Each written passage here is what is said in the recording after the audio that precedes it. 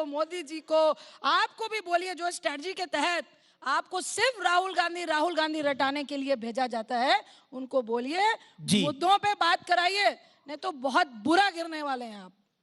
देखिए, मुद्दे पे जब बात होती, मैंने बताया 4 बार राफेल के ऊपर मात खाने के बाद भी यदि कोई पार्टी निर्लज्जता के साथ उसी बात पे अड़ी रहे तो उसके लिए क्या किया जा सकता है। अन्य मुद्दों की जहां तक बात है, मैंने इकोनॉमी का पहले ही अपने वक्तव्य में 4 गिना दिए, पर वो देखने के लिए आपको समझ कहां है। इसलिए मैं ये कहना चाहूंगा, जहां तक मुद्दों की बात है, मैं मुद्दों में बहुत साफ बात कहना चाहता हूं। रोजगार का मुद्दा हो या गरीबों के कल्याण का मुद्दा हो, यह हमारे लिए कोई राजनीति का मुद्दा नहीं है। ये बात 15 अगस्त 2014 को लाल किले की प्राचीर से पहले भाषण में प्रधानमंत्री जी ने बोली थी।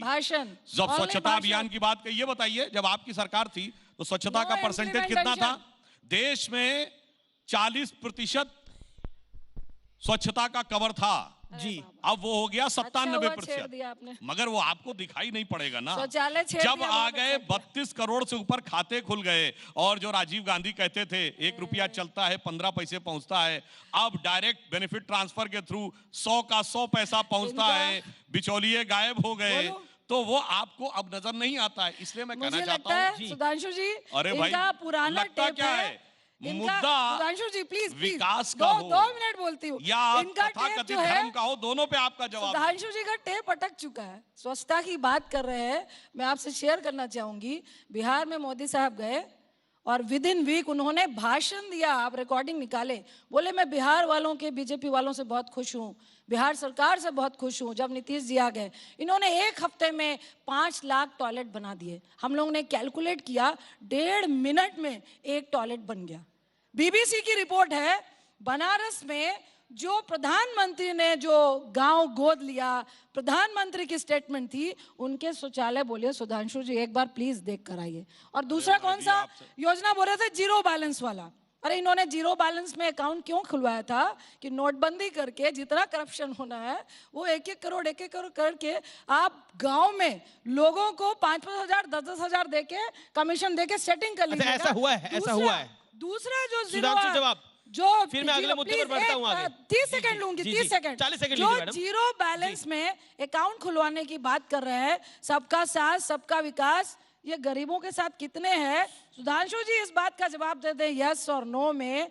जो एसबीआई बैंक है, जितने गवर्नमेंट बैंक है, अगर 3500 रुपए आपके अकाउंट में नहीं है जी, तो आपके पैसे कटते हैं, तो ये बात सही है कि नहीं? ये काहे का जीरो बैलेंस अकाउंट है आपका? देखिए, उस अकाउंट में आपको शायद तकनीकी जानकारी नहीं है। जो अकाउंट जीरो बैलेंस पे खोले गए थे, उसमें 5000 रुपए तक के ओवरड्राफ्ट की भी व्यवस्था थी। इसका मतलब 5000 रुपए तक का उसके अंदर अकाउंट नहीं होगा तब भी काम चलेगा। और दूसरी बात, नोटबंदी का दर्द मैं समझ सकता हूं, क्योंकि वो नेता आपके साथ खड़े हैं जिन्होंने नोटों की माला पहनी थी। बोलिए पहनी थी कि नहीं? तो नोटों की माला पहनने वालों को नोटबंदी का दर्द मुझे अच्छी तरीके से समझ में आ सकता है। इसीलिए सब कुछ होने के बाद भी आपके दिल से वो टीस निकलती नहीं है, क्योंकि आज टैक्स पेयर की संख्या 2 गुनी हो गई 2014 से। मैं बढ़ता हूं एक मुद्दे के, वो टेक्निकल डाटा अपनी जगह है। इंपॉर्टेंट मुद्दे की आप दोनों मंच पर हैं, आप दोनों मंच पर हैं। एक इंपॉर्टेंट मुद्दे की मैं बात करता हूं। इस देश में हर मुद्दे पर राजनीति हो, जरूरी भी है और जायज भी है, लेजिटिमेट राइट भी है, विपक्ष का भी, सरकार का भी। लेकिन घुसपैठियों का भी धर्म देखा जाए रंजीत रंजन, वो ये देश क्यों सहन करे? आप मुझे बताइए, चाहे वो रोहिंग्या हो, चाहे वो बांग्लादेशी। पहले मैं जवाब दूंगी नोटबंदी का। इन्होंने जो नोटबंदी का बोला, मुझे एक आप जवाब दे दीजिए कि नोटबंदी की किस लिए? मुझे बताइए, नोट की माला पहनने वाली आपके साथ है कि नहीं? नोटबंदी ये बोलिए ना, नोट की माला पहनने वाली नोटबंदी किस लिए थी? रघुराजन क्यों छोड़ के गए? मध्य प्रदेश में समर्थन, बिना शर्त समर्थन, नोटों की माला। उर्जित पटेल ने रिजाइन क्यों दिया? अभी शक्तिकांत दास जिनको गवर्नर बनाया है, उनका बैकग्राउंड क्या है? क्या वो मोदी के राइट हैंड है कि नहीं? क्या आपके जो राइट हैंड है उन्होंने भी बोला कि बहुत करप्ट आदमी है? ये भी स्थगन मोशन पार्लियामेंट में लगा हुआ है कि आरबीआई में जो चल रहा है, और जो आरबीआई गवर्नर ने कहा कि जो हमारे पास देश का खजाना है ये उसको बांट कर चुनाव लड़ना चाहते हैं। इसकी सच्चाई तो बताएं। जब उर्जित पटेल गवर्नर बने थे तब आप लोगों ने बोला था ये भी नरेंद्र मोदी जी के राइट हैंड है। 100% है, तब भी वो भी राइट हैंड 100% है। लेकिन जब पता चला उनको कि गले में फांस पड़ने वाली है और जब जेल में जाने की बारी आएगी तो वो उर्जित पटेल को जाना पड़ेगा। आगे बढ़ते हैं। अब ये घुसपैठियों का धर्म क्यों देखा जाता है? मेरा सवाल ये है, एनआरसी हो, देखिए, रोहिंग्या। बिल्कुल एनआरसी में मैं बोलूंगी, आप इनसे पूछें जिन 40 लाख लोगों की ये बात कर रहे थे, उसमें 25 लाख तो उत्तर प्रदेश, बंगाल और बिहार के हैं। हम लोगों ने कभी नहीं कहा कि हम एनआरसी के खिलाफ है, लेकिन एनआरसी रोहिंग्या के पक्ष में शशि थरूर खड़े हुए, मणिशंकर अय्यर खड़े हुए, आप ही के नेता हैं, सांसद मैं हैं पहले शशि एनआरसी थरूर। की बात कर रही हूँ, जी। लेकिन एनआरसी में इनका मकसद उन वोटर्स को निकालना है जो बीजेपी को सपोर्ट नहीं करते हैं। अरे आप एनआरसी लेकर आइए ना, हम लोग तो खड़े हैं, आप ही ने मुद्दा गायब कर दिया।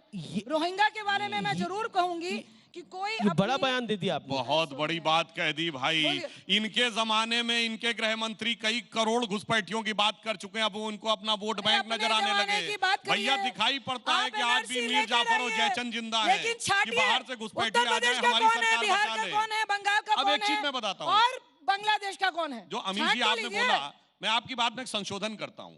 सिर्फ घुसपैठियों का धर्म नहीं देखा जाता, शरणार्थियों का भी धर्म देखा जाता है। इसीलिए पाकिस्तान से आए हुए हिंदू और सिखों को कोई सहूलियत नहीं दी गई। हमारी सरकार ने जब सिटीजनशिप एक्ट में अमेंडमेंट करने की कोशिश की तो उसे रोक दिया गया। आखिर में हमें वीजा रूल में संशोधन करके उनको लॉन्ग टर्म स्टे दिया गया।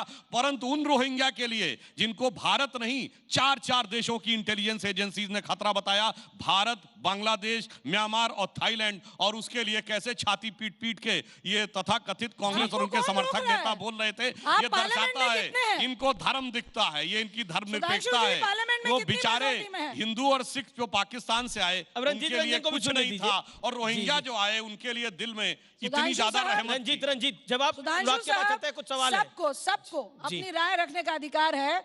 आप लोकसभा में फुल मेजोरिटी में है, किसी भी काम के लिए अध्यादेश तो कहा ना, लाते हैं। राज्यसभा में आपने अरे रुकवाया, हमने सुनिए तो फिर भी ना, रास्ता निकाल लिया। अध्यादेश लाइए और पास कराइए। आपकी नियत में खोट है, राम मंदिर के हमने नाम तो पे करा खोट ना। है, रोहिंग्या के नाम वीजा पे रूल में खोट है। चेंज कर दिया हमने। सिर्फ भाषण देना है, जुमले देना है, अरे आप लोगों को जवाब गुमराह दीजिए ना, करना। क्यों आप पाकिस्तान के हिंदू सिखों के लिए मौन और रोहिंग्या के लिए मुखर हैं? आपकी सरकार है, अरे बोलिए ना, हमने तो कर आपकी दिया। सरकार है। हमने जी, जी, रोहिंग्या जी। के ऊपर आपकी सख्ती भी की, सरकार है। बाहर भी भेजा, और उनको आपकी सरकार है। लॉन्ग टर्म वीजा दे दिया। आपको जो आप मन बोलिए करिए, ना। आप 370 हटाइए ना कश्मीर से। अरे ये बताइए, आप पहले बोलकर आए। शरणार्थी पे आप बोलकर आए 370 लाने वाले हटाएंगे। हटाने की बात ना करें। और जाके उनके साथ बेमेल शादी कर ली, करी कि नहीं करी? अब मैं आपको एक ये बात बताता बताइए। हूँ। अरे बताइए, करी हाँ, कि हाँ। नहीं करी? जी बिल्कुल, 370 और वो गलत था, हटाएंगे। मैंने मान लिया। हम हमारी पार्टी ने कश्मीरियों उनको को- छोड़ भी दिया, हम- मगर अब तो दोनों से शादी करने के चक्कर में एनसी भी और पीडीपी भी, ये कश्मीरी- गजब का मामला है भाई। कश्मीरी पंडितों को कश्मीर बसाएंगे। सवाल मुद्दे सवाल कहाँ ले हैं लेते हैं, आपके? सवाल ले लेते हैं। अनुराग क्या अमीश, ये जी, जी। नेताओं के सवालों के तीर हैं, 2019 तक ऐसे ही चलेंगे, लेकिन जी। इस बीच में जनता के सवाल नहीं खो जाएं, इसलिए हम बीच में 1-2 सवाल ले लेते हैं। शेष नारायण जी, आप सवाल पूछना चाह रहे थे? जनता कुछ ऐसे सवाल पूछे तो इन दोनों की नींद उड़ा दे। Thank you Ranjit, thank you Sudhanshu. Amish Devgan के आर पार का मजा आ गया इस बहस में, झमाझम आप लोगों ने सवाल दर सवाल। लेकिन एक सवाल है सुधांशु, ये आपने सुप्रीम कोर्ट में जो बंद लिफाफे वाला हलफनामा दिया था, क्या आपको ये उम्मीद थी कि उस सुप्रीम कोर्ट के जजमेंट में उसका हवाला नहीं होगा? क्योंकि आपने उसमें ये कहा था कि सीएजी हैज बीन, सीएजी ने भी जांच कर लिया है और पीएससी ने भी Yes, जांच कर लिया है, either और has been. पीएससी के अध्यक्ष बेचारे हाथ जोड़े के गिरा रहे थे, भाई हमने देखा ही नहीं। और फिर आप अब उनको ग्रामर बता रहे हैं कि नहीं तुमने गलती की सुप्रीम कोर्ट, और उसमें हैज बीन नहीं था, हमने कहा था इज। दोनों में सेम। एक मिनट रंजीत, सुप्रीम कोर्ट को क्या आप कानून के बारीकी समझा रहे थे कि या ऐसा होता है, उनको तो पहले से मालूम था? तो आपने सुप्रीम कोर्ट में गलत बंद लिफाफे में गलत हलफनामा क्यों दिया, और जब वो पोल खुलती नजर आई तो दौड़ के आपने करेक्शन की अर्जी क्यों दाखिल की? ये सवाल जनता पूछ रही है, उसको पॉलिटिक्स में कवर करने की आप लोग चाहे कोशिश करें चाहे ये लोग कोशिश करें, लेकिन ये सवाल है, कृपया इस पे साफ साफ बता दीजिए। इस पे तो बहुत लोग अचरज में हैं कि ग्रामर सुप्रीम कोर्ट को क्यों समझा रही है सरकार? जवाब जी मैं बताता हूं। देखिए, सुप्रीम कोर्ट ने जो अपनी बात कही थी, उसने कहा था कि वो एक मिनट में जजमेंट, सुप्रीम कोर्ट ने जब अपनी बात शुरू की थी उसने कहा था रिक्वायरमेंट और प्राइसिंग के ऊपर वो टिप्पणी नहीं करेंगे, प्रोसीजर के ऊपर करेंगे।